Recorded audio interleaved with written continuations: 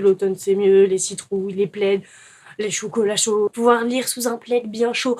Ok, d'accord, mais est-ce que tout ça, ça vaut vraiment d'avoir les narines bouchées tout le temps?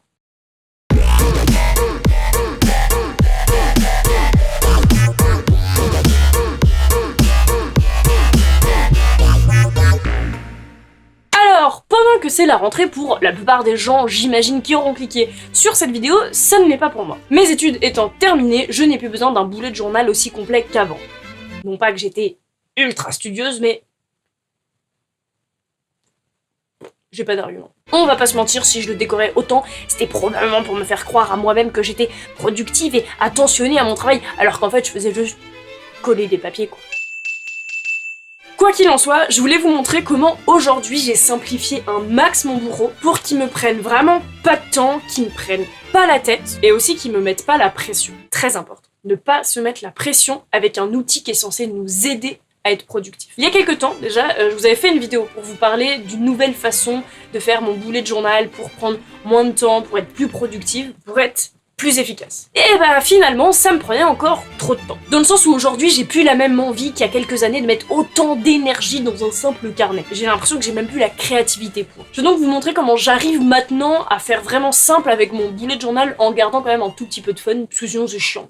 Je vais d'abord vous parler des pages de semaine qui pour moi je pense sont vraiment les plus importantes et ensuite je vous parlerai des pages qui viennent compléter le reste du journal. J'ai supprimé toute photo et décoration qui étaient là avant dans mon ancien bullet journal. Parce que vraiment, ça avait beau être très sympa, j'ai plus la foi. Le masking tape que j'avais acheté en masse il y a 3 ans sur AliExpress comme tout le monde, ça suffit largement.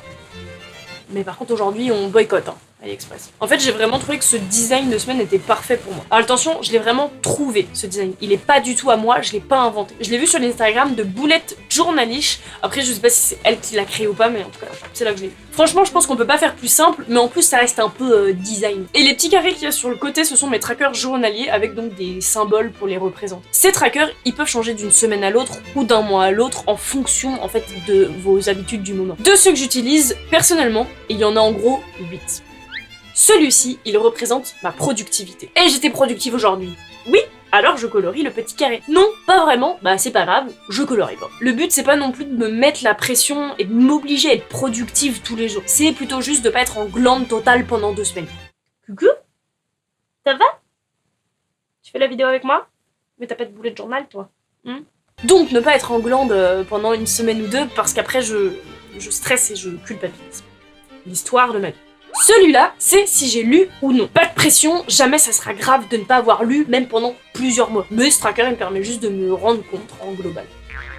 Ai-je fait de la méditation aujourd'hui? L'ensemble de ces trackers, pas uniquement celui-là, même si surtout celui-là, ça me permet aussi de voir si ce que j'ai fait dans la journée, ça a eu un impact sur mon humeur. Pour voir si en fait il y a certaines activités qui m'aident à être plus positive et donc avoir de meilleures relations avec les gens finalement.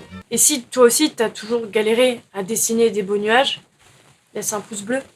Celui-ci, je le colorie si j'ai travaillé une langue. Personnellement, j'utilise l'application Duolingo pour apprendre l'espagnol. Et ça, c'est vraiment important d'en faire tous les jours pour rester constant. Donc là, ce tracker, cette fois-ci, il me sert quand même un petit peu à me mettre la pression. Et si toi aussi, t'as toujours galéré à dessiner une bulle de dialogue, laisse un commentaire. C'est très important pour moi aujourd'hui d'avoir un minimum d'activité physique régulière. Je parle pas de sport intensif, mais juste de bouger son cul un minimum. Marcher 25 minutes plutôt que de prendre le bus par exemple. Faire du yoga, aller faire mes courses à pied, parce qu'il y a des jours où je suis obligée d'aller au taf en voiture par exemple, et quand je vois le soir sur mon podomètre qui a marqué 100 pas, j'avoue ça m'embête un peu. Là encore c'est un tracker qui me sert aussi à mettre un petit peu la pression, pour essayer de garder une ligne de conduite. Celui-ci, je le colorie si 1 heure avant d'aller me coucher, je n'ai pas touché à un écran. Les rayons bleus et les écrans en général, c'est pas fou du tout pour le sommeil et j'essaye personnellement de me créer des bonnes conditions parce que j'adore dormir et j'adore ne pas être fatiguée en fait. Et j'avoue, c'est un des trackers que je colorie moi. Ayant les cheveux décolorés, je dois en prendre vraiment très grand soin. Et c'est pas facile. Donc j'essaye de ne pas les laver trop souvent pour ne pas trop les abîmer. Le tracker me permet donc de voir quand est-ce que c'est la dernière fois que je les ai lavés. Chacun ses problèmes. C'est censé être une plante. Je colorie sa case si je me suis bien occupée de mes plantes. Et ça fait un moment que ce tracker en vrai n'existe plus vraiment dans mon journal. d'où la tronche de... Voilà donc tout simplement mes semaines. J'y note ce que j'ai à faire et je barre si j'ai fait. En couleur. Quand je barre en noir, c'est que la chose s'est annulée. Plutôt simple quand même. Mes pages de mois, je les faisais, j'avoue, avant quand même un peu plus créative. Il y avait des photos partout et j'ai complètement... J'ai plus non plus de pages de fin de mois. Parce que vraiment, ça me servait à rien de marquer. Alors ce mois-ci, j'ai lu ce livre. Ce mois prochain, je dois lire celui-là. Pour moi, en tout cas, aujourd'hui, ça n'a plus aucun intérêt. Mais j'ai quand même des pages liées aux livres et aux films qui font partie de ma vie. Petit design de bibliothèque d'abord, qui illustre ma pile à lire, pour me rendre compte du nombre énorme de livres que j'ai encore avant d'être sec. C'est une page qui me sert plus à me faire plaisir parce qu'elle est jolie qu'autre chose. En vrai, j'en ai pas besoin. Mais j'aime bien. Puis, la liste de films que j'estime que je devrais voir à un moment dans ma vie avant de mourir. Et en ce moment, j'avoue que je coche pas beaucoup de cases. En même temps, j'ai encore la vie devant moi. A priori. Ah, je parlais déjà tout à l'heure de sommeil avec un de mes trackers quotidiens. Mais j'en ai aussi un pour les heures de sommeil, et celui-ci, il est au mois, mensuel. Je sais pas encore si je vais le continuer longtemps, mais j'aime bien. Il me sert à rien en vrai, mais j'aime bien. Donc je note en fait chaque jour à quelle heure je me suis couchée et à quelle heure je me suis levée. Avant de passer à un bourreau aussi simple que celui que j'ai aujourd'hui, je suis quand même passée par un intermédiaire. Hein. Je suis pas passée de plein de photos à rien du tout. Donc je vous montre ça si ça peut vous donner des idées. J'avais une page pour les plantes où en fait je marquais pour chaque plante quand est-ce qu'idéalement il fallait les arroser toutes les 2 semaines, toutes les 3 semaines, tous les jours, blablabla. Ça a marché 2 semaines peut-être. Disons que ça m'a vite saoulée, en fait. Je le fais au feeling. Ça marche très bien, hein, comme on peut le voir. Genre ça, c'est une fougère. Par contre, en plus des trackers de sommeil, j'en avais 2 autres mensuels qui étaient pas mal quand même. Les pas, que j'ai fini par arrêter parce que vraiment ça me servait à rien de compter vraiment chaque jour le nombre de pas que je faisais. Avec mon podomètre de mon portable, évidemment. Donc j'ai arrêté, mais c'était sympa. Alors il y avait aussi très important mon tracker de cigarettes. Lui il était vraiment pour me mettre la pression pour en fait c'est d'arrêter, de ralentir et d'arrêter la cigarette tout simplement. Au mois de septembre 2018, je me suis avouée à moi-même avec le tracker que j'étais une vraie fumeuse, même si certains fumaient plus que moi, j'étais pas juste une fumeuse occasionnelle. Au mois d'octobre du coup j'ai commencé un peu à réduire, mais ça a été très difficile, il y a globalement que les week-ends où j'arrivais à ne pas fumer du tout. Ensuite, par contre, le mois de novembre, j'ai fait un vrai effort. J'étais plus qu'à 1 clope par jour en moyenne. Et là, le mois de décembre, sans commentaire. J'ai arrêté de fumer à partir, en gros, du mois de décembre ou plutôt janvier. Pour l'instant, on peut pas dire que c'est un arrêt complet puisque j'ai craqué une fois en février et une fois en août. C'est pas encore ça, mais j'ai quand même fait un sacré chemin.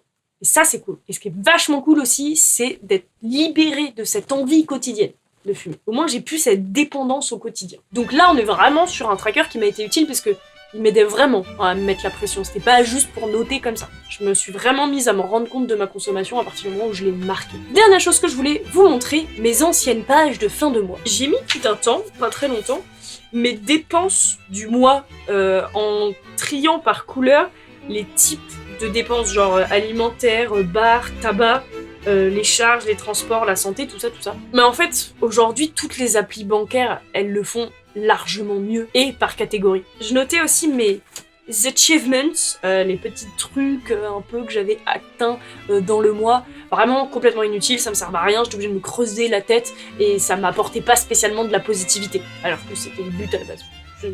Ça m'a fait vraiment ni chaud ni froid. Les chansons que j'ai écoutées le plus, vraiment, ça sert à rien. Et les livres que j'ai lus, pareil, hein, j'en ai parlé tout à l'heure, c'est presque de la prétention. C'est vraiment juste pour se flatter l'ego, en fait. On a le droit, mais moi, j'ai plus envie. En fait, j'ai fini par rassembler vraiment tout ça sur mes pages de début de mois, donc en une seule page, avec aussi mes caprices. Je faisais un carré avec les trucs que j'avais trop envie de m'acheter, mais un peu inutiles, et du coup, je me les achetais que si, au bout de 3 mois, ils étaient encore dans mon bullet journal. Voilà. Je le fais plus non plus, parce que je suis devenue responsable.